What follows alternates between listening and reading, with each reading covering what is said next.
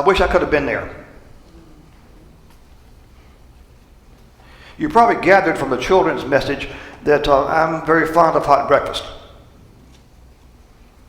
2 Sundays ago, on Easter morning, I was here for the sunrise service that Pastor Jeffrey Dick led.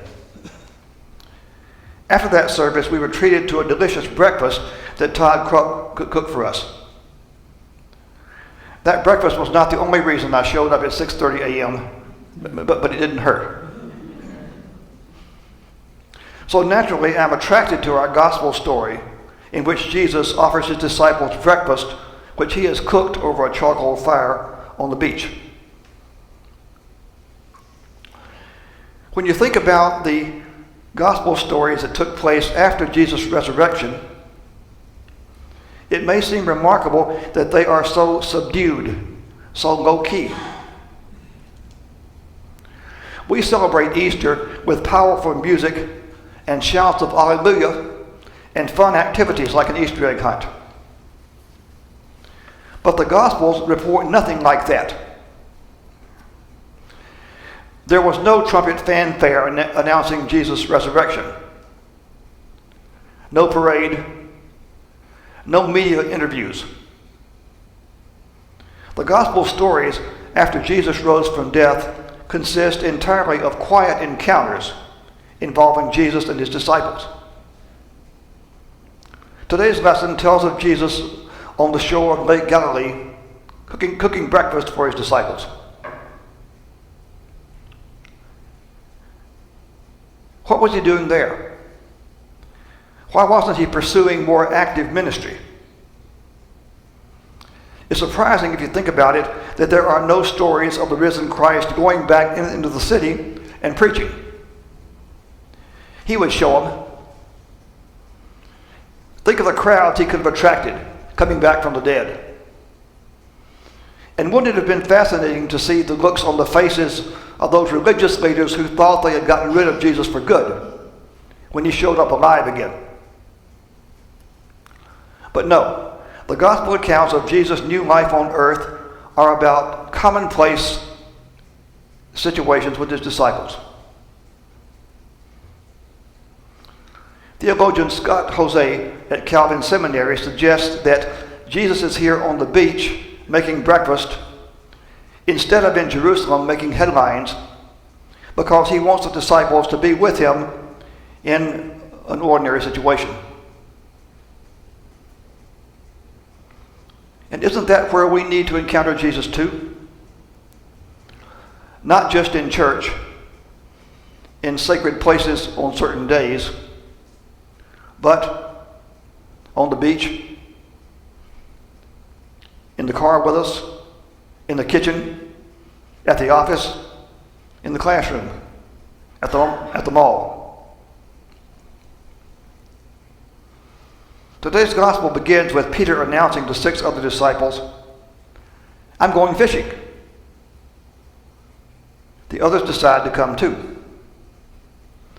Seems they were at loose ends, not sure what to do next.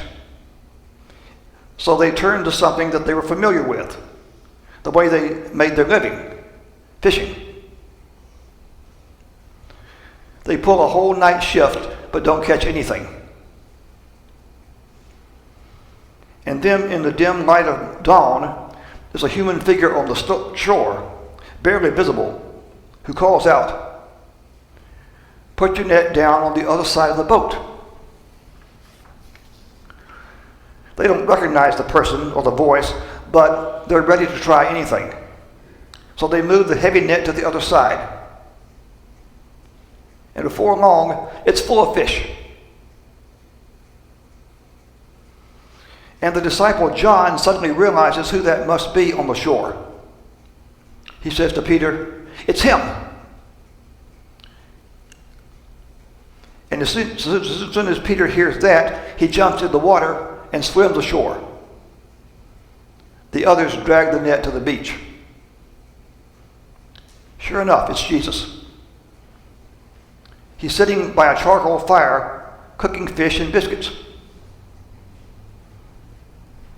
He tells the disciples, "Bring some of those fish you caught and come have breakfast. Why would he need them to bring more fish? He's been cooking fish for a while. But he gives them a chance to be part of the preparation. And maybe bring your fish could be heard as an invitation to us. Whatever talents and resources you have, bring them for the benefit of our community, and we'll be blessed by what you offer. So at that breakfast by the lake, the disciples get to watch Jesus eat. He just gave them a miracle catch of fish in their net, but he eats just like they do. He's showing them that he's not a ghost. His resurrected body is real.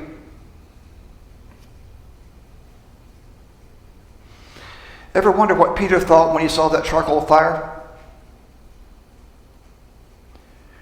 Did it jog his memory about a recent night when he stood warming himself over the fire while Jesus was taken to be tried and crucified? That night, someone asked Peter, "Hey, weren't you with Jesus?" And he said, "Nah, you got the wrong guy. I don't know him." And it happened 2 more times. And thus he had denied his friend 3 times, just as Jesus had predicted. In the Gospels, Peter is mentioned more than any other follower of Jesus. And he shows us the highs and lows of discipleship. When Jesus asked his disciples who they thought he was, it was Peter who responded, "You are the Messiah, the Son of God." For the faith that Peter showed in that answer, Jesus called him blessed. But not long after that, Jesus was trying to tell the disciples that it was his mission to suffer and die. Peter said, "No, sir, that could never happen to you." For that resistance, refusal to accept Jesus' mission, he called Peter Satan. So I like to think of Peter as a patron saint of those who sometimes get it right and other times screw up big time. So here on the beach, Peter may be wondering if Jesus will confront him about those denials. As Jesus signals he wants to talk to Peter alone, Peter may be thinking, uh-oh, here it comes.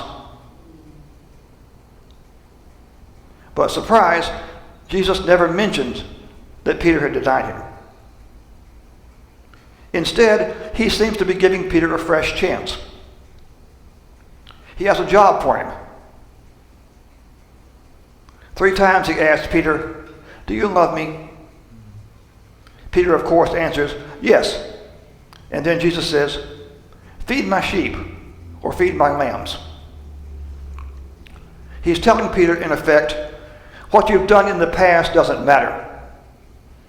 It's what you do now that counts to show your love for me. The image of God as a shepherd who provides for and protects God's people occurs often in our scriptures. The best known example is, of course, Psalm 23. "The Lord is my shepherd." And Jesus called himself the good shepherd who is willing to give his life for his sheep. So in saying to Peter, "Feed my sheep," Jesus is telling him to keep watch over his fellow believers after Jesus is gone. And Peter did go on to take a prominent role as a leader in the church that grew up after Jesus' ascension. He really did feed Jesus' sheep. And so we can also think of Peter as the patron saint of those who are given a fresh chance and make the most of it.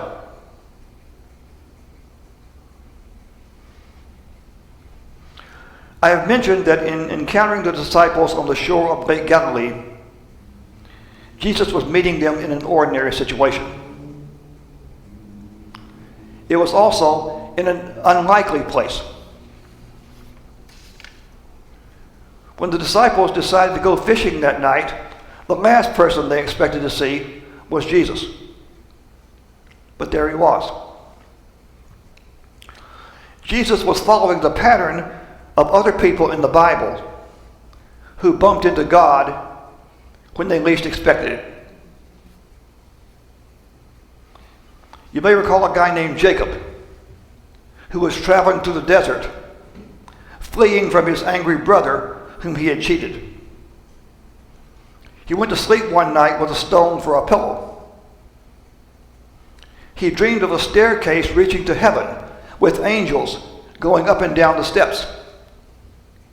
In the dream, God spoke to Jacob, and he woke up and said, "God is here, and I didn't know it." A few centuries later, a man named Moses, a washed-up shepherd who had fled from a murder rap, saw a bush in the desert that was on fire. He came closer, and before he knew it, he was speaking with the living God. And then there's that wonderful story from the very first Easter Sunday. The afternoon after Jesus rose, 2 disciples left Jerusalem and walked on the road leading to Emmaus. Who should appear and walk with them but the last person they expected to see? Jesus himself. So it happens again and again in the Bible. God shows up when and where you're not looking for God. And that happens to us too, surprisingly often, if we're on the lookout for it. So keep your eyes and your heart and your ears open. God could show up anywhere. Amen.